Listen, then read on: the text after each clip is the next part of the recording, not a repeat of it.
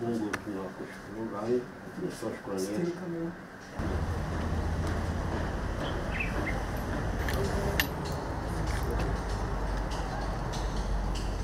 Basi ningeuliza hii sherehe ifanywe katika Uhuru Garden, kwa sababu Uhuru Garden ni mahali ambapo palirudishwa na wapiganiaji uhuru wakitumia machozi, wakitumia jasho, wakitumia damu yao kurudisha uhuru wa nchi hii.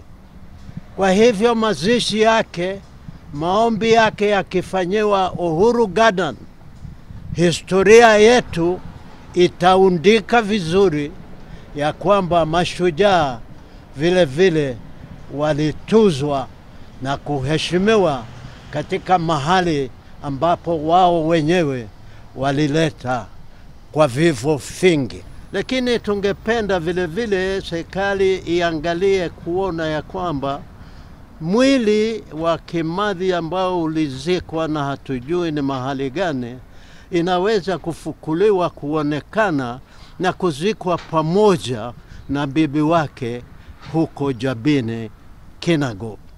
Kwa sababu ya kifo ya maitu Mukami wa Kimathi, yeye angependa sana akikufa miili ya bwana yake ifukuliwe kutoka kule kaburini kule Kamiti, izikwe pamoja na yeye kule Jamini.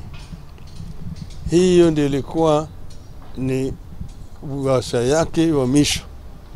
Kwa hivyo mimi naunga mkono pendekezo ya mzee Gitu wa Kangeri, ati serikali ifanye mpango ya kutoa mwili ya bwana Kimathi Kamiti na izikwe pamoja siku ya Jumamosi kule Njambini.